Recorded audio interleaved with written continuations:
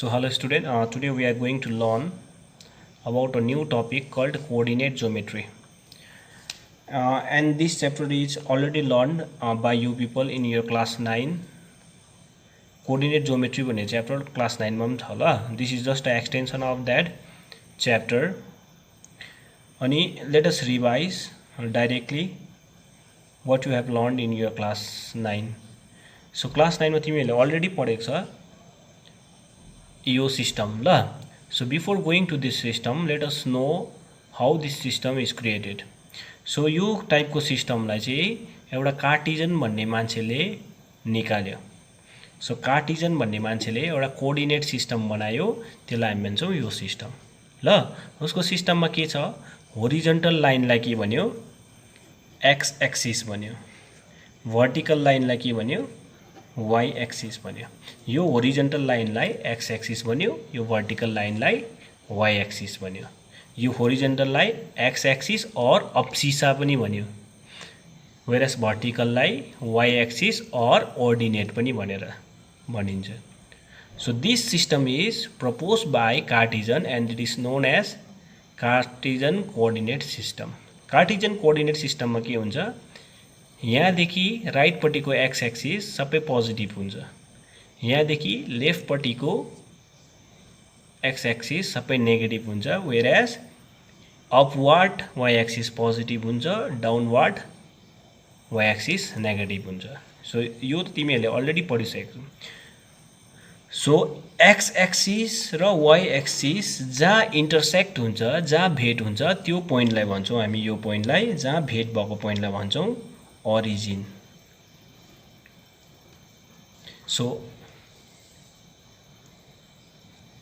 Cartesian coordinate system मा के छ, horizontal line, यो लाइन यसलाई के भन्छौं हामी, x axis और अब्सिसा भन्छौं, whereas vertical line, this line, this vertical line लाई के भन्छ, y axis और ordinate, and this the intersecting point is known as origin. Origin भने के रहेछ, a point where x and y axis meet.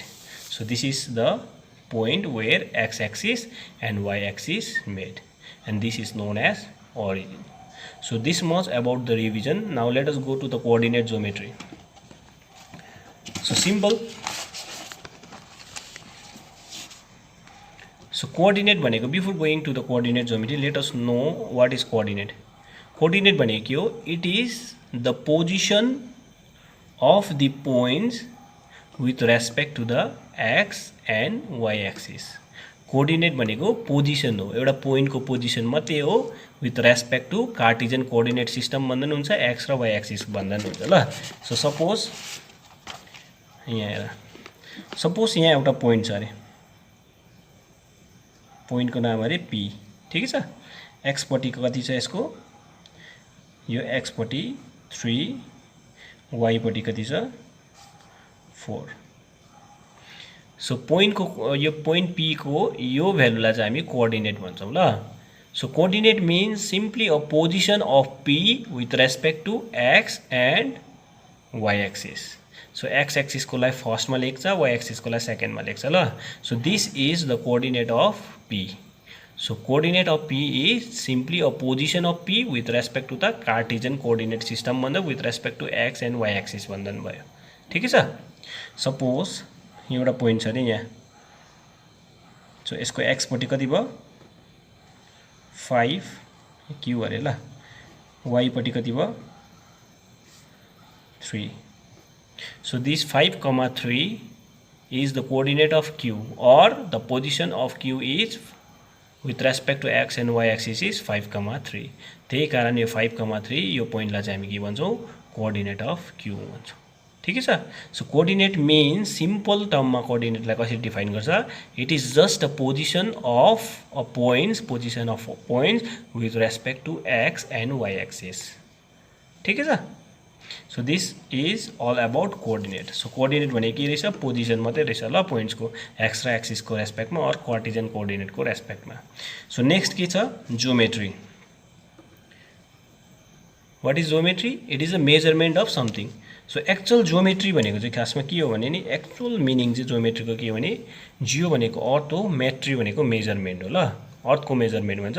तर यो केसमा चाहिँ के हो, कोअर्डिनेटको मेजरमेन्टलाई चाहिँ हामी के भन्छौँ, कोअर्डिनेट ज्योमेट्री भन्छौँ ल।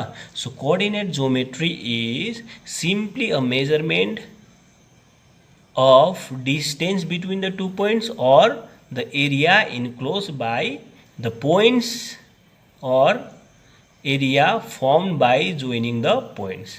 So coordinate geometry simply means the measurement of something that has been created by these coordinates ल। सो कोअर्डिनेट ज्योमेट्री भनेको सिम्पल के रहेछ, कोअर्डिनेटले बन्नेको कुरालाई मेजर गर्नुलाई मात्रै के रहेछ, कोअर्डिनेट ज्योमेट्री। सपोज यहाँ पी छ, यहाँ क्यू छ, ठिकै छ। अब हामीले नाप्नु पर्यो अरे पी र क्यूको डिस्टेन्स कति छ भनेर। सो त्यो मेजरमेन्टलाई चाहिँ हामी के भन्छौँ, ज्योमेट्री मेजरमेन्ट, कोअर्डिनेटको मेजरमेन्टलाई कोअर्डिनेट ज्योमेट्री भन्छौँ। पी र क्यू कोअर्डिनेट हो अनि यो दुईटाको डिस्टेन्स मेजरमेन्ट गर्दैछ भने this whole term is known as coordinate geometry. So measurement of point P र पोइन्ट क्यू को डिस्टेन्सलाई हामी के भन्छौँ, कोअर्डिनेट ज्योमेट्री पनि भन्छौँ, अरू डिस्टेन्स मेजरमेन्ट गर्ने भन्छौँ, ठिकै छ। So I have explain you what is coordinate and what is geometry. So coordinate means simply the position of the points with respect to the Cartesian system and the geometry means the measurement of that point of the Cartesian system. Okay, now let us now यो class 10 मा हामीले main पढ्नुपर्ने हामीले के छ, distance formula.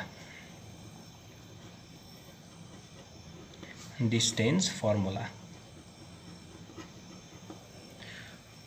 Formula L हो ल। Suppose एउटा पोइन्ट यहाँ छ पी, एउटा पोइन्ट यहाँ छ Q.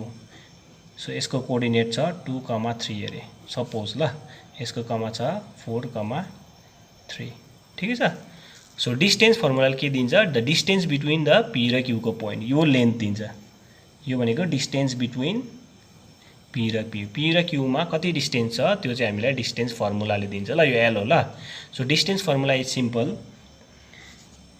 Distance D is equals, यो डी डिस्टेन्स भनेको ल, root under x2 minus x1 whole square plus y2 minus y1 whole square.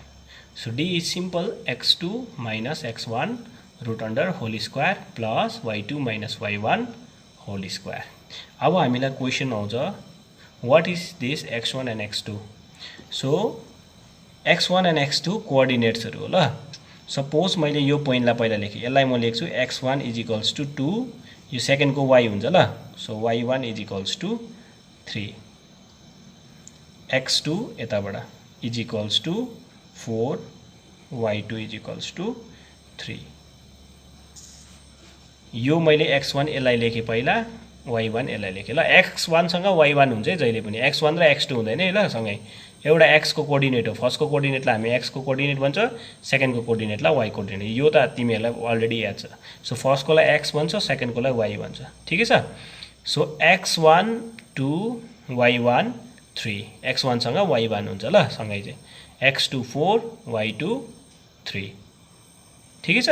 So यसलाई मैले x1 y1 लेखेँ, यसलाई x2 y2, हामी यसलाई x1 y1 यसलाई x2 y2 लेख्दा पनि हुन्छ, केही फरक पर्दैन ल। सो x1 यहाँनिर 4, y1 3, यसलाई x2 2 y2 3, त्यो लेख्दा पनि केही फरक हुँदैन। सो तिमी यसलाई x1 y1 लेख चाहे यसलाई x1 y1 लेख, दुईटै भ्यालिडै हुन्छ, ठिक छ। बट यसलाई x1 y1 लेखेपछि यो x2 y2 हुन्छ, यसलाई x1 y1 लेख्यो भने यो x2 y2 हुन्छ ल, कुनै एउटा लेख्छ। सो मैले यहाँ लेखेँ x1 y1 यो लेखेँ ल। सो डिस्टेन्स pq कति रहेछ भनेपछि डिस्टेन्स फर्मुला लगाउँदा x2 minus x1 whole square, that is 4 minus 2 whole square, 4 minus 2 whole square plus y2 minus y1, y2 minus y1 whole square, 3 minus 3 whole square, ठीक छ। So this becomes 4 minus 2 को square plus 0 को square, यो भनेको कति हो 4 plus 0 and that is 4, root under 4 भनेको कति हो रुट अन्डर 2 को स्क्वायर, स्क्वायर र रुट क्यान्सल हुन्छ 2। So distance between P and Q चाहिँ कति रहेछ 2 युनिट रहेछ मिटरमा हो भने 2 मिटर रहेछ ठिकै छ so this is just a distance formula which is required to find the distance between the 2 points दुईटा पोइन्टको डिस्टेन्स खोज्नु भन्ने छ तिमीहरूले डिस्टेन्स फर्मुला लगाउनु पर्यो अनि यो डिस्टेन्स फर्मुला चाहिँ याद गर्छ ल so distance between 2 point is denoted by D or anything you can choose PQ choose गर्दा पनि भयो so distance is root under x2 minus x1 whole square plus y2 minus y1 whole square where xn x1 y1 x2 y2 are the coordinates of 2 points ठिकै छ so irrespective of position तिमीले यसलाई x1 y1 लिँदा पनि हुन्छ यसलाई x1 y1 लिँदा पनि हुन्छ बट एउटालाई x1 y1 लिएपछि अर्कोलाई x2 y2 लिनुपर्छ ल so this is all about the distance formula ठिकै छ now we will directly jump to the exercise